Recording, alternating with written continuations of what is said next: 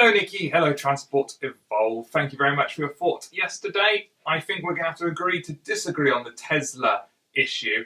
I agree that they don't want the controversy, but I still think the controversy is a very good thing for them.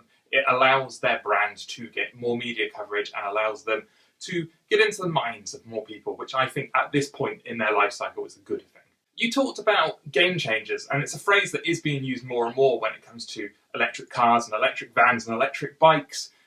And I think that's probably a good thing. What I'm really glad about is the fact that we're moving away from the next EV being the game changer, in the sense that when the Leaf came out, it was the game changer. It was the car that was going to get everyone converting to electric cars. That didn't happen. Then it became the Zoe. The Renault Zoe was going to be the game changer, which finally got everyone to convert to electric cars. And then it came out and it didn't. And then it was the i3, which was going to be the game changer, which was going to make everyone convert to electric cars. And it came out and it hasn't. Because no one car can do that. That's just not going to happen.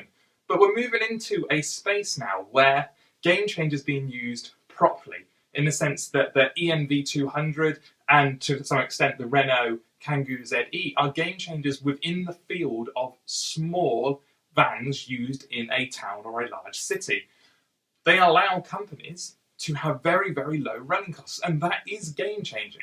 What's really sad though is you mentioned the Prius. The Prius was game changing. It allowed hybrids to happen, and yet they really dropped the ball on the plug-in hybrid. They didn't bring it to market soon enough. It didn't have a long enough electric range, and GM came in and stole that game-changing title from out underneath them with the Ampera/Volt. The plug-in Prius, while a good car, in some situations, isn't the game-changer it could have been, which makes me a bit sad. What do I want to talk to you about? I want to talk to you about this! I've got props! This, for people who don't know, which will probably be our US viewers, is what we call a Type 2 connector, or a Menencke's connector. As you can see, it's got 7 pins on it, whereas this is the one you're probably more used to, J1772. We call this Type 1 in the UK, which has 5 pins on it. The advantage of this connector is it does 3-phase power, which is very useful in mainland Europe and arguably quite useful in the UK as well.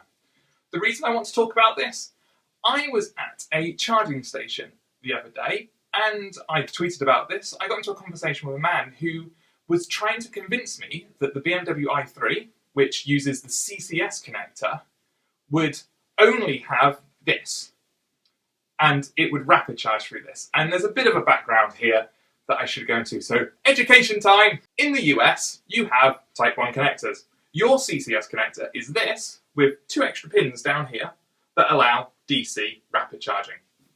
In the UK, we have this, but our CCS connector is this, the Type 2, with 2 extra pins down the bottom that do the DC.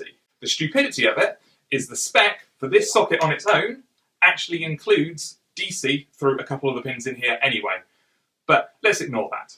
My issue is this connector has suddenly got very, very complicated. It's gone from a connector that could do single phase, 3-phase power and DC all in here to such a complicated socket. So there are cars that just have Type 2. So you plug this in and it charges. There are cars that rapid charge through the same socket, like the Zoe, which is what makes the Zoe wonderful. One cable, one socket, all you need, it will rapid charge, it will slow charge, it will do everything you want. Then CCS came about. So we now have rapid charge stations with just this cable in, which does rapid AC, but we're also about to get rapid charge stations with this cable with the 2 extra pins at the bottom, which does rapid DC. So we've got 2 cables that look the same from a distance, but do AC or DC rapid charging, which is where this man was getting confused about the i3. To make matters worse, Tesla in Europe don't use the same connector for their supercharger as in America. They use this connector because it allows 3-phase power.